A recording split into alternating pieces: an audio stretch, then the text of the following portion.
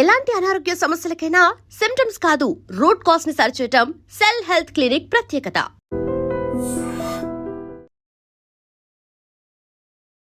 నమస్తే, welcome to I dream talking point with కవిత.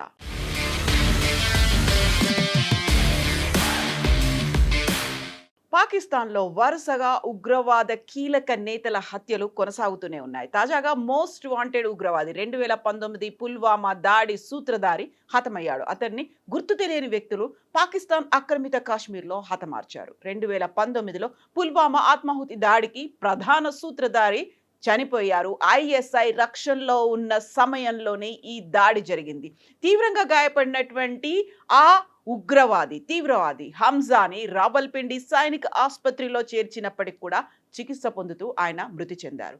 కఠిన భద్రత నడుమ సంచరిస్తున్న సమయంలోనే హంజా మీద దుండగులు కాల్పులకు తెగబడ్డారు. ఈ ఘటనలో తీవ్రంగా గాయపడినటువంటి హంజాను వెంటనే హెలికాప్టర్ ద్వారా రావల్పిండి సైనిక ఆసుపత్రికి తరలించారు. అక్కడే ఆయన చికిత్స పొందుతూ మరణించారని అధికారులు అనౌన్స్ చేశారు. కాల్పుల అనంతరం దుండగులు అక్కడి నుంచి పారిపోయినట్లుగా సమాచారం. పుల్వామాకు చెందినటువంటి హంజా నిషేధిత ఉగ్రవాద సంస్థలో 2017లో చేరాడు. అప్పటి నుంచి క్రమంగా ఎదిగి కీలకంగా కమాండర్ స్థాయికి చేరుకున్నాడు. చివరకు 2022లో అతన్ని కేంద్ర మోస్ట్ వాంటెడ్ ఉగ్రవాదిగా ప్రకటించింది. అప్పటి నుంచి అతడు పరారీలోనే ఉన్నాడు. జమ్మూ కాశ్మీర్లోని పుల్వామాకు చెందినటువంటి బుర్హాన్ను భారత్ 2022లో ఉగ్రవాదిగా ప్రకటించింది. ఉన్నత విద్యను అభ్యసించే వంకతో 2017లో పాకిస్తాన్కు వెళ్ళినటువంటి బుర్హాన్ హంజా నిషేధిత ఉగ్ర సంస్థ అల్ బదర్లో చేరాడు. కొద్ది రోజుల్లోనే కమాండర్ స్థాయికి ఎదిగాడు. జమ్మూ కాశ్మీర్లోని పుల్వామా జిల్లాకి చెందినటువంటి హంజా మొదట అల్ బద్ర్ ఉగ్రవాద సంస్థతో అనుబంధం కలిగి ఉన్నాడు. అనంతరం అల్ బరాక్ అనే మరో ఉగ్రవాద నెట్వర్క్ లో చేరి ఐఎస్ఐ మద్దతుతో కార్యకలాపాలు కొనసాగించినట్టుగా భద్రతా బలగాలు వెల్లడించాయి. హంజా ప్రస్తుతం ముజఫరాబాద్ పరిసర ప్రాంతమైనటువంటి చీలాబండిలో నివసిస్తున్నట్టు సమాచారం. అతనికి 8 మంది కమాండోలు భద్రతగా ఉండడంతో పాటుగా బుల్లెట్ ప్రూఫ్ వాహనం, ఎస్కార్ట్ వాహనాలు కూడా కేటాయించినట్లు మన భద్రతా వర్గాలు చెబుతున్నాయి. అతనికి పాకిస్తాన్ ప్రభుత్వ స్థాయిలో రక్షణ కల్పించినట్లు భారత భద్రతా సంస్థ దగ్గర సమాచారం ఉంది. 2019 ఫిబ్రవరి 14న సిఆర్పిఎఫ్ కాన్వాయ్ని లక్ష్యంగా చేసుకుని ఉగ్రవాదులు ఆత్మాహుతి దాడికి పాల్పడ్డారు. ఈ ఘటనలో 40 మంది సిఆర్పిఎఫ్ జవాన్లు అమరులయ్యారు. ఈ ఘటన వెనుక పాకిస్తాన్కు చెందినటువంటి జైషే మహమ్మద్ ఉగ్రవాద సంస్థ హస్తం ఉన్నట్లుగా భావించాయి నిఘా వర్గాలు. దాన్ని ఐడెంటిఫై చేశాయి. దీనికి ప్రతీకారంగా భారత్ ఫిబ్రవరి 26న పాకిస్తాన్ భూభాగంలోకి చొచ్చుకెళ్లి సైనిక దాడులు చేసింది. బాలాకోట్ మీద జైషే మహమ్మద్ ఉగ్ర స్థావరాలపై బాంబులను కురిపించింది. దీంతో పాక్ ప్రతీకార దాడులకు దిగడంతో ఇరు దేశాల సరిహద్దుల్లో ఉద్రిక్తతలు చెలరేగాయి. పాక్ యుద్ధ విమానాలతో ఆ దాడులను భారత్ వాయుసేన సమర్థవంతంగా తిప్పికొట్టింది. 2026 నుంచి పాకిస్తాన్లో ఉన్నటువంటి పాక్ ఆక్రమిత కాశ్మీర్లో లష్కర్ ఏ తోయిబా, జైషే మహమ్మద్, హిజ్బుల్ ముజాహిదీన్ వంటి ఉగ్రవాద సంస్థలకు చెందినటువంటి 50 మందికి పైగా అగ్ర కమాండర్లను గుర్తు తెలియని దుండగులు హతమార్చారు. ఇక హంజా భారత్ వ్యతిరేక ఉగ్రవాద కార్యకలాపాలలో చురుకుగా పాల్గొన్నాడని, దక్షిణ కాశ్మీర్లో ఉన్నటువంటి యువతను తీవ్రవాద భావజాలం వైపు మళ్లించడంలో కీలక పాత్ర పోషించాడని భద్రతా సంస్థలు ధృవీకరించాయి.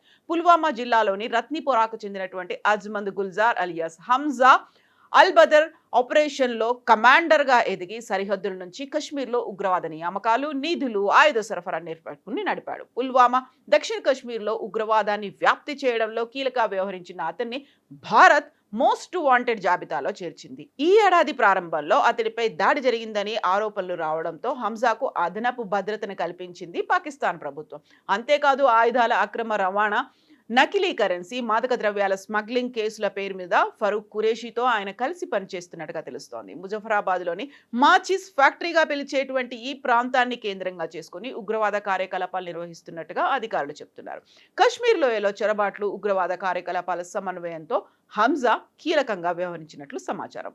ఉగ్రవాద కార్యకలాపాలకు అడ్డాగా పుల్వామాలో హతమైన ఉగ్రవాది బుర్హాన్ వానీలాగే యువతను ఉగ్రవాదం వైపు మలచడంలో సోషల్ మీడియా, స్థానిక నెట్వర్క్లను హంజా ఉపయోగించుకున్నాడు. 2019 ఫిబ్రవరి 14న పుల్వామాలో సిఆర్పీఎఫ్ కాన్వాయ్పై జరిగినటువంటి దాడిలో 40 మంది జవాన్లు అమరులయ్యారు. పాకిస్తాన్ కేంద్రంగా పనిచేసే జైషే మహమ్మద్ ఈ దాడికి బాధ్యత వహించింది. ఈ ఘటన దేశవ్యాప్తంగా తీవ్ర ఆగ్రహాన్ని రేకెత్తించింది. దాడికి ప్రతీకారంగా భారత వైమానిక దళం 2019 ఫిబ్రవరి 26న బాలాకోట్లో ఉన్నటువంటి జైషే మహమ్మద్ శిక్షణా శిబిరాలపై వైమానిక దాడులు నిర్వహించింది. ఉగ్రవాద మౌలిక సదుపాయాలను లక్ష్యంగా చేసుకొని చేపట్టినటువంటి ఈ ఆపరేషన్ అంతర్జాతీయ స్థాయిలో ప్రాధాన్యత సంతరించుకుంది. ఒకవైపు భారత వ్యతిరేక కార్యకలాపాలకు పాల్పడుతూ ఐఎస్ఐ అధికారులతో అతను సన్నిహితంగా మెలిగినట్టు తెలుస్తోంది. ముఖ్యంగా కల్నల్ రిజ్వాన్ అనే ఐఎస్ఐ అధికారితో అతనికి దగ్గర సంబంధాలున్నట్టుగా అధికారులు చెప్తున్నారు. హంజా ఇటీవలే మాజీ హిజ్బుల్ ముజాహిదీన్ కార్యకర్త కుమార్తెను వివాహం చేసుకున్నట్లు సమాచారం. పాకిస్తాన్లోని ఉగ్రవాద నెట్వర్క్లకు అతనికి ఉన్నటువంటి బంధాలు మరింత బలపడినటువంటి నేపథ్యంలో భద్రతా బలగాలు కశ్మీర్లో ఉగ్రవాదానికి తిరిగి ఊపిరి పోసేందుకే కుట్ర చేస్తున్నటువంటి ఉగ్ర సంస్థలకు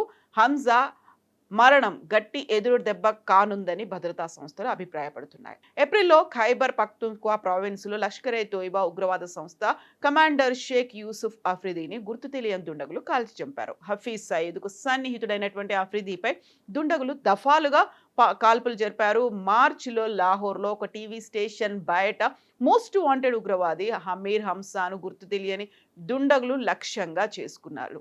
దీనికే ఇప్పుడు సరికొత్తగా మళ్ళీ దురంధర్ సినిమానే గుర్తు చేసుకుంటున్నారు. దురంధర్లో లాగానే బైక్ మీద అనుకోకుండానే గుర్తు తెలియని వ్యక్తులు వస్తారు, సడన్ గా వస్తారు, కాల్ చేస్తారు, అలాగే ఇమ్మీడియట్ గా మాయం కూడా అయిపోతారు. వరుసగా జరుగుతున్నటువంటి ఈ ఉగ్రవాదుల హత్యల నేపథ్యంలో కూడా అక్కడ కూడా ఎవరైనా స్పైలు ఉన్నారా, లేకుంటే టార్గెటెడ్ గా వాళ్ళ మీదే వర్క్ చేసేలా ఎవరినైనా మోహరింపచేసి ఉన్నారా, ఇలాంటి అనుమానాలు ఇవన్నీ వస్తున్నప్పటికీ కూడా వరుసగా ఉగ్రవాదులను హత్య చేయడం, అందులోనూ మన మీద దాడి జరిగిన తర్వాత భారతదేశంలో అమాయకులైనటువంటి ప్రయాణికులతో పాటుగా పర్యాటకులు ఆర్మీని టార్గెట్ చేసుకున్నటువంటి దుండగులని, ఉగ్రవాదులని దుండగులు చంపేయడం వెనకాల ఎవరున్నారని మీరు భావిస్తున్నారో కామెంట్స్ రూపంలో తెలియజేయండి.